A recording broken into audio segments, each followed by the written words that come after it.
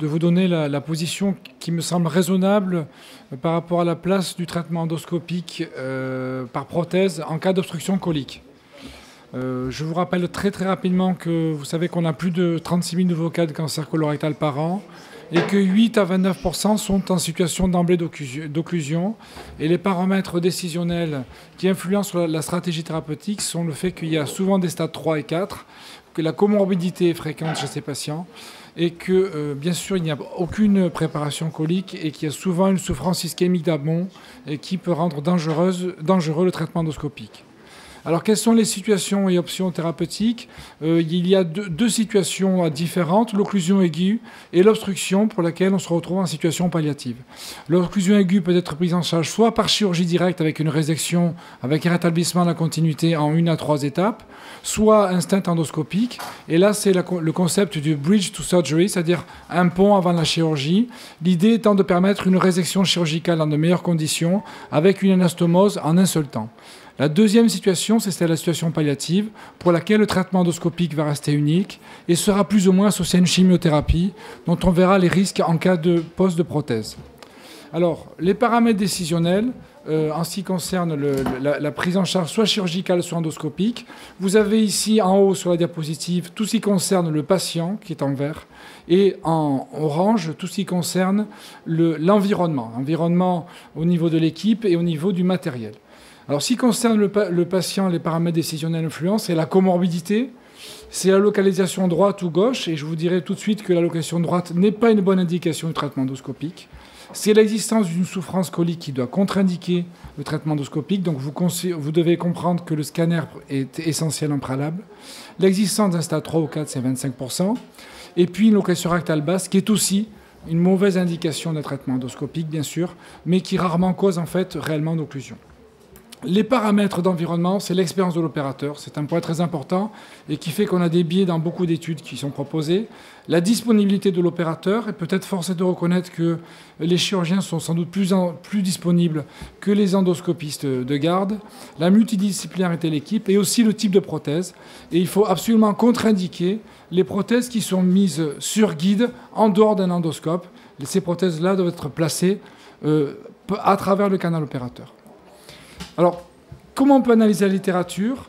Eh bien, il y a le problème du niveau de preuve et puis ce que l'on veut démontrer dans les articles. Alors, le problème du niveau de preuve, eh bien, ce sont les études randomisées contrôlées, il y en a très peu, prospectives non contrôlées, rétrospectives, consécutives qui sont des sortes de rétrospectives dans le temps, et puis les études qui sont publiées ou non publiées. Certaines études ne sont pas publiées. Après, il y a les points que l'on veut démontrer. Est-ce qu'on améliore la survie ? Est-ce qu'on diminue le nombre de patients avec des stomies ? Est-ce qu'on veut diminuer la morbidité ? Quel est le problème de la progression néoplasique avec les prothèses et est-ce qu'on veut diminuer la durée d'hospitalisation?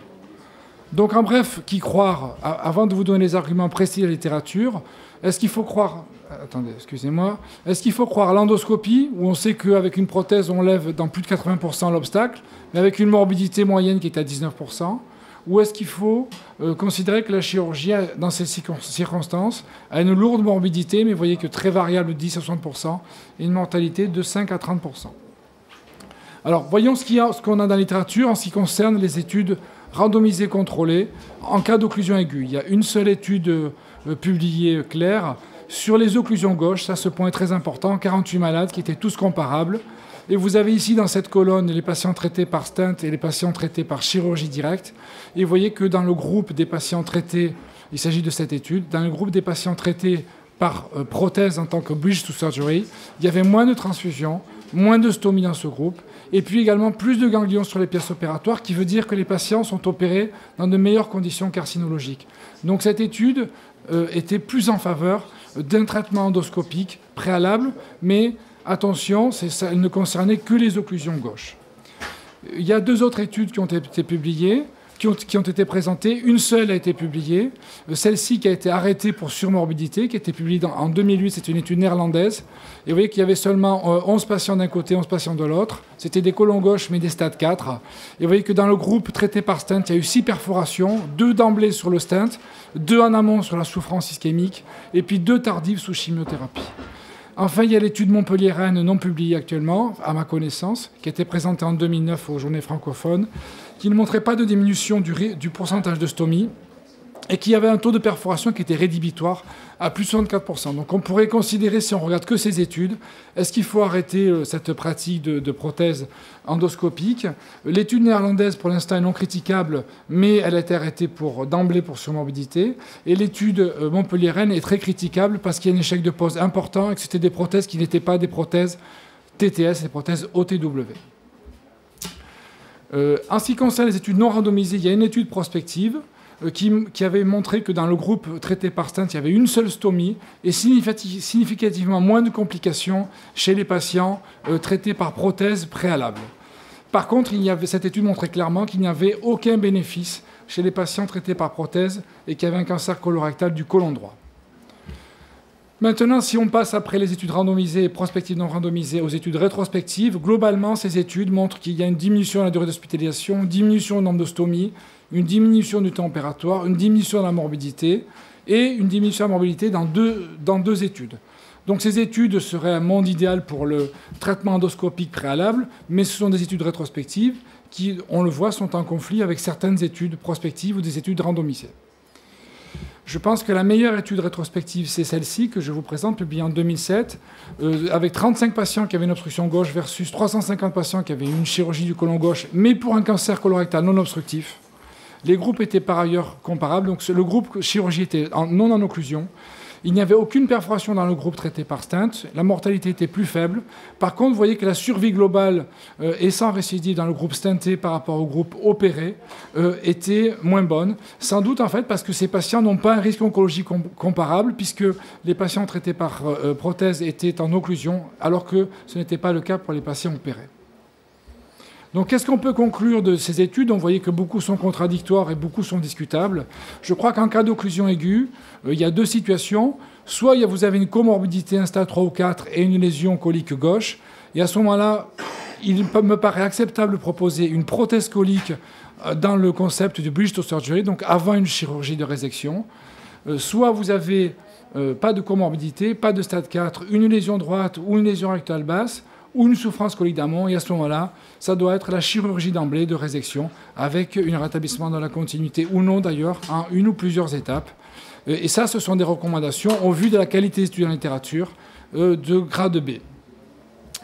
Deuxième situation, et pour finir mon exposé, c'est la situation d'obstruction en situation palliative. Alors, on a deux études randomisées. Vous savez que les prothèses permettent, avec le type TTS, un succès de pose de plus de 90% et une levée d'obstacles dans plus de 80% des cas.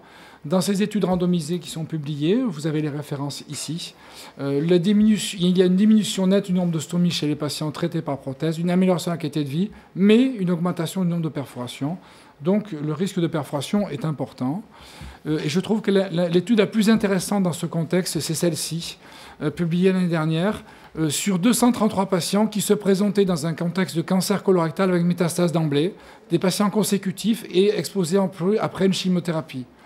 26 avaient une obstruction d'emblée, traitée par chirurgie dans 16 cas et par endoscopie seule dans 10 cas, 7% et 4%. Par contre, 89% n'avaient aucune obstruction et 20% ont pu ensuite, après un protocole de chimiothérapie, être opérés avec une résection colique et métastasectomie. Deuxième étude qui a été publiée cette année sur 168 patients qui avaient une prothèse métallique expansive, 96% de succès clinique, mais vous voyez 24% de complications. Et surtout, ce qu'il faut noter, c'est que dans ces complications, les perforations, c'est 9%, mais beaucoup étaient des perforations sous chimiothérapie, et en particulier sous anti-angiogéniques, le bevacizumab. Et il faut faire attention au protocole de chimiothérapie incluant des anti-angiogéniques chez des patients ayant des prothèses coliques, et le risque de perforation est important. Néanmoins, vous voyez que dans cette série, 88% des patients sont décédés avec une prothèse perméable, sans avoir à refaire un geste qui soit endoscopique ou chirurgical. Pour finir, le taux de complications qu'il faut connaître, globalement, c'est 19%, mais vous voyez que l'échelle est très variable suivant le type, l'expérience de l'opérateur et le type de prothèse utilisée. Je vous rappelle qu'il faut utiliser un fil guide suffisamment rigide, super stiff. Il faut utiliser également des prothèses TTS et il faut éviter de dilater avant le largage de la prothèse parce que vous augmentez le risque de perforation. Le risque de perforation précoce est 5%. Le risque de sepsis d'hémorragie est rare. Le risque de migration est de 12%. en général dans les 2 premiers jours, est favorisée par la dilatation. L'obstruction, c'est 9 à 12 %. Je vous rappelle que plus de 80 % des patients décèdent avec leur prothèse perméable en place.